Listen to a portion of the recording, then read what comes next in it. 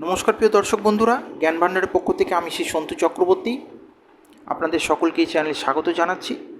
আজকে আমার মূলত আলোচনার বিষয় হবে সন্ধি পুজো সংক্রান্ত নিয়ে, যে সন্ধি পুজো কী, সন্ধি পুজো কেন করা হয়, বা সন্ধি পুজোর সময়তে কোন দেবদেবীর পূজা আমরা করে থাকি। দেখুন, আমরা সকলেই কম বেশি জানি যে সন্ধি শব্দের অর্থ যোগ বা সংযোগ। এখানে অষ্টমী তিথির শেষ এবং নবমী তিথির শুরুকেই সন্ধি বলা হচ্ছে। এই সন্ধিক্ষণে সন্ধি পূজা হয়ে থাকে। অষ্টমী তিথির শেষ 24 মিনিট এবং নবমী তিথির শুরুর 24 মিনিট মিলিয়ে মোট 48 মিনিট এই সন্ধি পুজোর সময়কাল।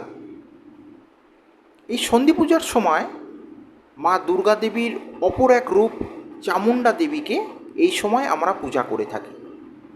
চামুণ্ডা দেবীর নামকরণটা হয়েছে খুব শক্তিশালী অসুর চুণ্ডমুণ্ডকে বধ করার জন্য। মা চামুণ্ডা দেবী চুণ্ডমুণ্ডকে বধ করে তার নামকরণ চামুণ্ডা হয়। তো এই চুণ্ডমুণ্ডকে যখন তিনি বধ করছিলেন, তার সারা শরীরে 108টি ক্ষত হয় এবং মহাদেব এই ক্ষত দেখে খুবই কষ্ট পান। তখন দেবীকে তিনি অনুরোধ করেন যে আপনি কোনো এক জলাশয়ে স্নান করুন, এবং স্নানের পর তার 108টি ক্ষত সেরে গিয়েছিলেন। ওই ক্ষত থেকেই পদ্মফুলের সৃষ্টি হয়, যেটা আমরা মাকে অর্পণ করি।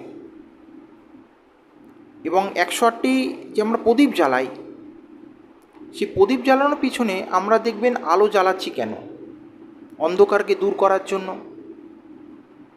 তো এখানে অন্ধকার বলতে অশুভ শক্তিকে বলা হচ্ছে বা অশুভ শক্তিকে বোঝানো হচ্ছে।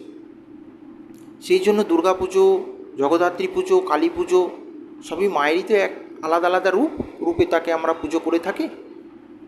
তো এই 108টি প্রদীপ আমরা অশুভ শক্তিকে বিনাশ করার জন্য করে থাকি।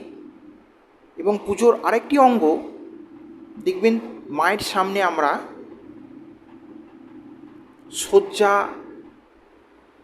শয্যা রেখে থাকি। মাদুর, শতরঞ্জি, বালিশ, চাদর,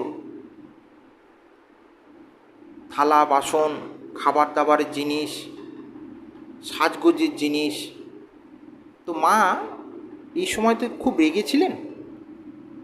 তো মাকে শান্ত করার এটি একটি ছোট প্রয়াস।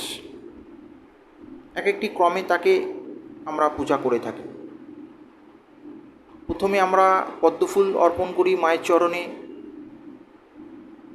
তারপরে প্রদীপ জ্বালাই এবং ওরই সাথে আমরা শয্যার মন্ত্রপাঠ করে থাকি, তাকে শয্যা নিবেদন করে থাকি। যেরকম হয় যে আমরা সাধারণ মানুষ বা যে কোনো পুরুষ মহিলা যে কেউ স্নানের পরে আমরা নতুন বস্ত্র পরি, আমরা সাজগোজ করি।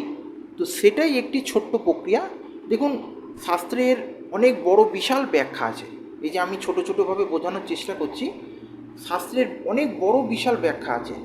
হয়তো তার থেকে কিছু ছোটোভাবে জিনিস আপনাদেরকে একটুখানি জানানোর আমার ছোট্টভাবে একটি ছোট্ট প্রচেষ্টা। এবং আমার এই ছোট্ট ভিডিওটি যদি আপনাদের ভালো লাগে,